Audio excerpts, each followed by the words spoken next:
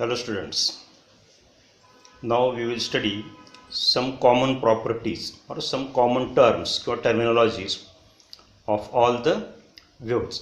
मागच्या व्हिडिओमध्ये आपण काही टाइप्स ऑफ वेव्ह बघितले and these terminologies or these properties are common to all types of waves. The first is the amplitude. Now when the particle vibrate or when the particle oscillate, then its displacement changes continuously. Like here, suppose in this figure. Here in this figure, initially the particle is at rest. Then काय होतं मग हळूहळू त्याचं काय होतं displacement वाढत जातं and at this point C it displacement becomes maximum. नंतर तो पार्टिकल ऑसिलेट होताना काय होतो परत तो खाली येतो या ठिकाणी त्या डिस्प्लेसमेंट काय होतं कमी होतो and when it reach to its mean position or rest position displacement becomes 0. Then particle oscillate or vibrate in the opposite direction like this. Again displacement increases. Thus when the particle oscillate like this, then its displacement continuously changes. At some position displacement is minimum, at some position displacement is maximum, and this maximum displacement of the particle from the mean position is called as amplitude. जेव्हा पाण्यावर एखादा wave तयार होतो आपण बघितलं की पाण्यावरचं काय होत असतं particles move at point down म्हणजे पार्टिकलचं काय होतं डिस्प्लेसमेंट सध्या चेंज होत असतं. So here amplitude is the maximum displacement of a particle of the medium from its rest position or mean position. It is also called as equilibrium position. So maximum displacement of a particle of the medium from its mean position or equilibrium or rest position is called as amplitude. It is denoted by symbol A, and the SI unit of the amplitude is meter because it is a displacement. Next term is the wavelength. It is denoted by symbol lambda. आपण दोन definition आपण याचे बघू. काय याची पहिली definition आहे it is the distance between two successive particles of a medium which are in the same state of oscillation किंवा state of oscillation is also called as a phase. So it is a distance between two successive हा महत्त्वाचा आहे particles of the medium which are in the same state of oscillation. ह्याचा आपण अर्थ आहे ह्या फिगरमध्ये बघू आपण या ठिकाणी. This is a wave which is traveling along the positive direction of x-axis here, and the displacement of the particle is represented along the y-axis, and the particles जे वेगळे mediumचे जे वेगळे particles आहेत त्यांचे position it is shown along the x-axis. आता ह्या वेव्हवरचे आपण काही वेगवेगळे पॉईंट्स घेतलेत आपण B, C, D, E, F, G असे. आता when we say that the two particles are in the same state of oscillation or in the same phase, आपण कधी म्हणतो ह्या ठिकाणी कन्सेप्ट जरा व्यवस्थित समजून घ्या बरं का. When we say that the two particles are in the same phase or same state, तर तीन कंडिशन पूर्ण व्हायला पाहिजे. नंबर वन, जे दोन तुम्ही पार्टिकल्स किंवा जे तुम्ही दोन पॉईंट्स विचारात घेणार आहेत they should be on the same side of the mean position. ह्या ठिकाणी हे जे आहे दिस इज द रेस्ट पोझिशन म्हणजे पाण्याचा सरफेस हा कधी पाणी शांत असताना. So this is the rest or mean position. तर पहिली कंडिशन काय जे दोन तुम्ही पार्टिकल्स विचारात घेणार आहेत these two particles must be on the same side of the mean position. Number two, their distance from the mean position should be the same, त्यांचं डिस्टन्स हे सेम पाहिजे. And third condition is their direction of vibration or direction of oscillation should be the same. आता बघा हे दोन particle विचारात घेऊ आपण बी आणि D. Both are on the same side of this mean position. पहिली कंडिशन सॅटिस्फाय झाली. their distance from the mean position here this is also same. Second condition is also satisfied, but this particle is B is going in this direction. That means it is moving away from the mean position, and a particle just wave असा येणार हा this particle at D is moving towards the mean position, means that their direction of oscillation or vibration is opposite. B is moving away from the mean position and D is moving toward the mean position. Therefore third condition is not satisfied. Therefore we cannot say that their state of oscillation is same. Now we will consider these 2 points D and E.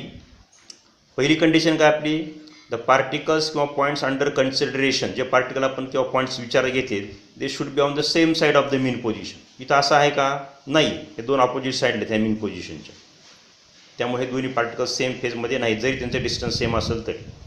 मग कोणते particle विचार घेऊ आपण ह्या ठिकाणी बी and H हे आपण दोन विचार घेऊ. बघा both are on the same side of the mean position.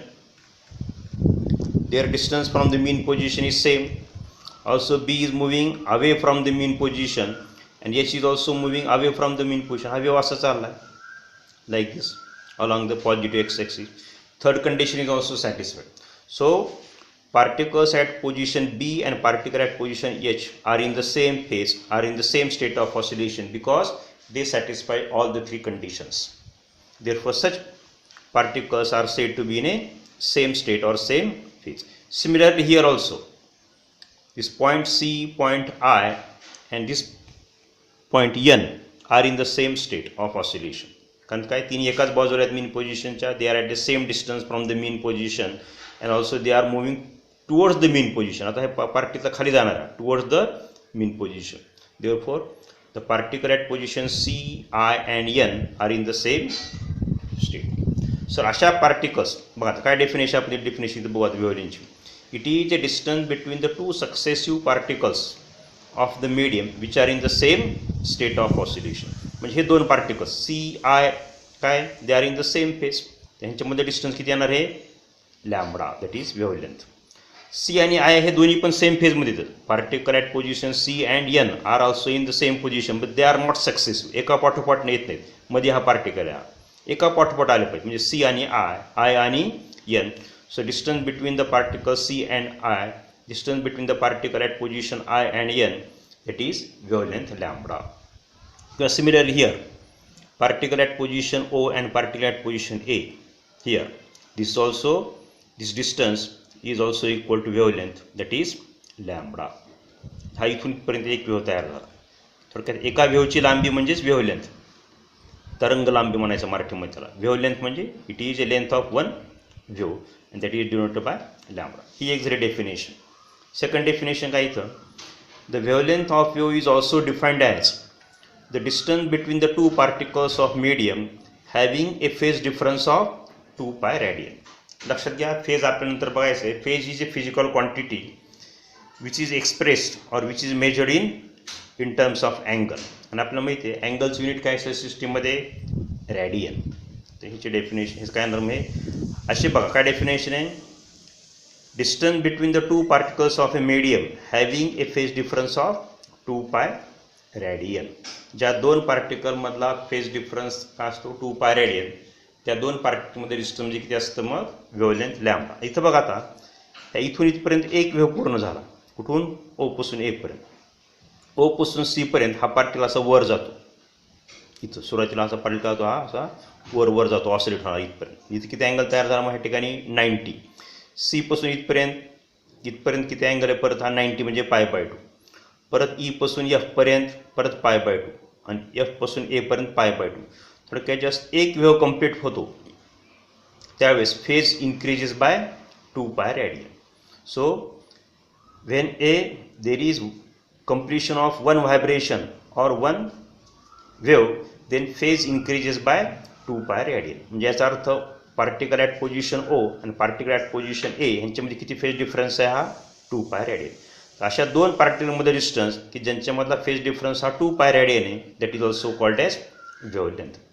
इथं काय सांगतात आपल्या ह्या ठिकाणी. सिमिलरली हिअर ऑल्सो ए आणि इथला जो पार्टिकल असणार इथं यांच्यामध्ये सुद्धा किती मग फेज डिफरन्स आहे 2 pi radian. त्यामुळे this distance is also equal to wavelength lambda here up to this point. Second definition काय, wavelength of a wave is also defined as the distance between the two particles of a medium having a phase difference of 2 pi radian. लक्षात घ्या का, जास्त एक wave पूर्ण होतो then the phase changes by 2 pi radian. म्हणजेच एका वेव्हची लांबी म्हणजेच मग wavelength. Next definition is the period. एकदम सिंपल डेफिनेशन आहे याची. इट इज द टाईम किंवा the time required to complete one vibration or one wave by a particle of the medium is called as period of wave. म्हणजे एक wave तयार होण्यासाठी किंवा एक ऑसिलेशन पूर्ण करण्यासाठी जो वेळ लागतो त्याला आपण म्हणतो period of wave. It is denoted by capital T.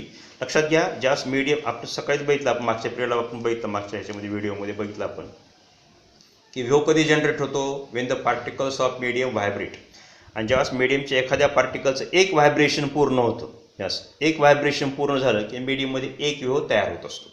त्यामुळे काय डेफिनेशन आहे, the time required to complete one vibration or one wave by a particle of medium is called as period of wave. एक vibration किंवा एक wave पूर्ण होण्यासाठी लागलेला वेळ म्हणजे पिरियड ऑफ वेव्ह.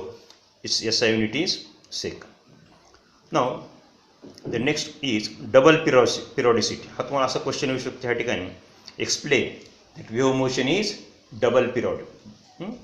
बरं, काय काय येऊ शकतं ह्याच्यामुळे डबल पिरियॉडिक म्हणजे काय आपण बघू आपण या ठिकाणी. बघा, ॲट ए गिवन इन्स्टंट किंवा at a given time the same form of the wave repeats at equal distance or space. आता आपण ह्याचा काय अर्थ आहे आपण ह्याकडे बघू आता. बघा, this is another wave here. This wave is travelling along positive x axis. The displacement of the particle of the medium is represented along y axis and the distance किंवा position of different particles is represented along the x axis. या ठिकाणी आता बघा, ह्या इथून इथपर्यंत तुम्ही जर बघितलं काय डेफिनेशन आहे. ॲट ए गिवन इन्स्टंट दिलेल्या वेळेला the same form of the wave repeated after equal distance. आता बघा, ह्या O पासून इथपर्यंत A पर्यंत हा जो वेव्हचा जो फॉर्म आहे, इथं काय क्रिस्ट, इथं कसा आहे कॉन्व्हेक्स पार्ट आहे, इथं हा कॉन्केव पार्ट आहे. This convex part is called as a crest transverse वेव्हच्या बाबतीमध्ये, आणि this concave part is called as a trough. थोडक्यात काय असतं मग, one crest and one trough together form one transverse wave. म्हणजे O पासून येथपर्यंत काय झाला, हा एक वेव्ह तयार. आता एका वेव्हची लांबी किती असते, आत्ता सांगितल्याप्रमाणे वेव्हलेंथ म्हणजे लॅम्बडा एवढ्या डिस्टन्समध्ये एक वेव्ह तयार झाला, म्हणजे एक क्रिस्ट आणि एक ट्रफ आहे. आता पहा, परत A पासून B पर्यंत परत एक वेव्ह तयार झाला या ठिकाणी. It also consist one crest and one trough. म्हणजे पहिल्या ह्याच्यामध्ये एवढ्या डिस्टन्समध्ये लॅम्बडा एवढ्या डिस्टन्समध्ये जसा वेव्हचा शेप आहे तसंच पुढच्या वेव्हलेंथमध्ये तसाच शेप आहे म्हणजे तसाच फॉर्म आहे. So same form of the wave इथून इथपर्यंत O पासून एवढा जसा वेव्हचा फॉर्म आहे जसा शेप आहे, the same form is repeated after equal distance. परत B पासून C पर्यंत the same form is repeated. त्यामुळे काय सांगते आपल्याला मग, that wave motion is periodic in space because the same form of wave, same shape of the wave is repeated after equal distance. Therefore we say that the wave motion is periodic in space. At a given instant दिलेल्या वेळेला the same form of the wave or same shape of the wave is repeated after equal distance or after equal space, and hence wave motion is periodic in space. हे झालं एक पिरियॉडिसिटी. Second पिरियॉडिसिटी काय आपण इथं बघू आपण. ॲट ए गिवन लोकेशन, जे दिलेल्या लोकेशनला the same form of wave is repeated after equal interval of time, hence the wave motion is periodic in time. काय सांगितलं आहे, दिलेल्या पोझिशनला तुम्हाला ठराविक वेळानंतर आफ्टर ए पर्टिक्युलर टाईम किंवा after a specific time interval we observe the same form of wave again and again. काय सांगितलं आपण परत मी रिपीट करतो या ठिकाणी. तर बघा, ॲट ए गिवन लोकेशन दिलेल्या पोझिशनला the same form of wave is repeated after equal interval of time, hence the wave motion is periodic in time. आता आपण एक फिगरवरून बघू आपण या ठिकाणी. बघा, आता इन फिगर दिस ए हा this is the position of a wave at a given position, असा वेव्ह या ठिकाणी. लक्ष इथं. बरं, आता हाफ पिरियड नंतर आपल्याला माहिती एका पिरियडमध्ये एक वेव्ह फॉर्म होत असतो. हाफ पिरियडमध्ये काय होणार, हा जो इथला जो पार्टिकल आहे त्याचं काय होणार, मग हा एका एक्स्ट्रीम पोझिशनपासून ह्या इथून काय जाणार, तो वर जाणार. आणि नेक्स्ट हाफ पिरियडमध्ये काय येणार, तो परत खाली येणार. म्हणजे एक ऑसिलेशन पूर्ण झालं. एक ऑसिलेशन म्हणजे काय, इथून वर जाणे आणि परत खाली येणे, दॅट इज वन व्हायब्रेशन और वन ऑसिलेशन. आता आपली जर initial position at a given time, नंतर हाफ पिरियडमध्ये काय होतं, मग इथला पार्टिकल असं वर जातो, इथला पार्टिकल खाली येतो, म्हणजे हाफ ऑसिलेशन होतं. इथला पार्टिकल वर जातो आणि after half period the shape or form of the wave is as shown in figure B. सुरुवातीला असं होतो आणि इथला पार्टिकल असं वर गेला ह्या ठिकाणी हाफ पिरियडमध्ये, आणि shape of the wave becomes like this after half period.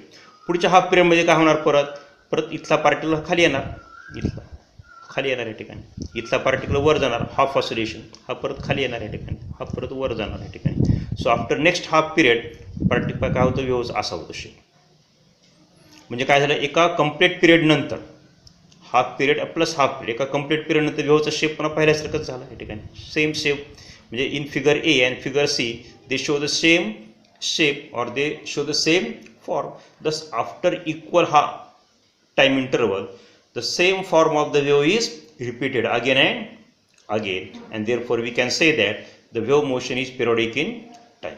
Thus the wave motion is double periodic, means it is periodic in space, also it is periodic in time, and hence we say that the wave motion is double periodic. Double periodic म्हणजे काय? Wave motion is periodic in space म्हणजे काय? The same form of the wave is repeated again and again after equal space or after equal distance. And periodic in time म्हणजे काय? Same form of the wave is repeated again and again after equal interval of time at a given location. Thus the wave motion is double periodic, that is periodic in space and periodic in time. आता आपण आज जे काही जेवढे काही definition बघितले असतील ह्या ठिकाणी, कोणकोणते डेफिनेशन बघितले आपण? Amplitude, wavelength, period, then double periodicity. तर ह्या डेफिनेशन तुम्हाला एक एक मार्कात तुम्हाला क्वेश्चन विचारू शकतो. What is amplitude? Define amplitude, define wavelength of a wave, then define period of wave. And ह्याच्यावर मात्र 2 मार्काचा क्वेश्चन येतो. Explain that wave motion is double periodic, that is periodic in space and periodic in time. ह्या ठिकाणी असं एक एक mark येईल. पण ह्या डेफिनेशन तुम्हाला न्यूमरिकल सॉल्व करण्यासाठी समजणं खूप महत्त्वाचं आहे. ह्या ठिकाणी जसं वेव्हलेंथच्या काय डेफिनेशन सांगितलं आपण, दुसरं डेफिनेशन काय? It is a distance between the 2 particles which differ in phase by 2 pi radian. हे सगळं तुम्हाला डेफिनेशन क्लिअर कट होणं असणं माहीत असणं आवश्यक आहे. या ठिकाणी असे ह्याच्यामध्ये तुम्हाला MCQमध्ये असे फिगर पण विचारतात, असे फिगर देतात आणि विचारलं जातं की कोणत्या 2 पार्टिकलमध्ये डिस्टन्स म्हणजे वेव्हलेंथ आहे किंवा कुठले 2 पार्टिकल हे फेजमध्ये आहे, असे क्वेश्चन तुम्हाला MCQमध्ये विचारले जातात. मग ते 2 ऑप्शन दिले जातात, B आणि D, D आणि E, E आणि G वगैरे, किंवा मग B आणि H असे ऑप्शन तुम्हाला दिले जातात या ठिकाणी. त्यामुळे तुम्ही सगळे डेफिनेशन थेअरीसाठी फक्त एक एक